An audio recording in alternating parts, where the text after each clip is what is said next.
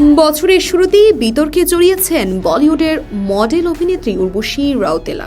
ইতিমধ্যে মুক্তি পাওয়া গান দাবিটি দিবিটি নেচে প্রবল রোষের মুখে পড়েন উর্বশী ও নন্দমুরি। এবার নতুন করে সেই গানের নাচ দিয়ে বিতর্ক শুরু হলো।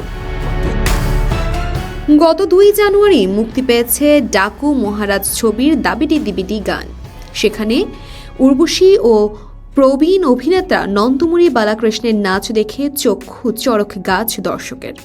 কিভাবে এমন অশালীন নৃত্য প্রদর্শন করা যায় তা গান মুক্তির পরপরই সামাজিক যোগাযোগ মাধ্যমে নেটিজেনদের সমালোচনার মুখে পড়েন উর্বশী ও নন্দমুরি। যদিও বক্স অফিসে ছবি নাকি সফল হয়েছে এমনই দাবি প্রযোজকদের।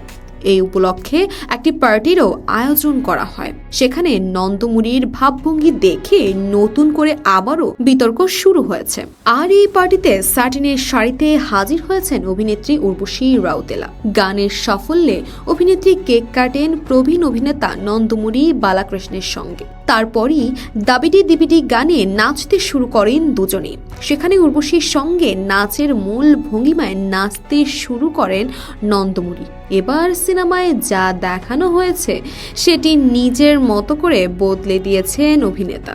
আর অভিনেত্রী শাড়ির কুচির দিকে হাত ছুটতে থাকে নন্দমুরি। অভিনেত্রী সরে গেলেও নন্দমুরির নাচ থামেনি। এমনই একটি ভিডিও সামাজিক যোগাযোগ মাধ্যমে প্রকাশ্যে আসতে ফের সমালোচনার ঝড় নেট দুনিয়ায়। শুধু এই ঘটনাই নয়, সিনেমার প্রচারে গিয়ে উর্বশীর হাতে এমন জোরে হাত রাখেন তাতেও নায়িকার মুখে অভিব্যক্তি বদলে যায়। সেটি চোখে পড়েছে ভক্ত অনুরাগীদের। যদিও এ প্রসঙ্গে এখনও কোনো মন্তব্য করেননি উর্বশী রাউতেলা।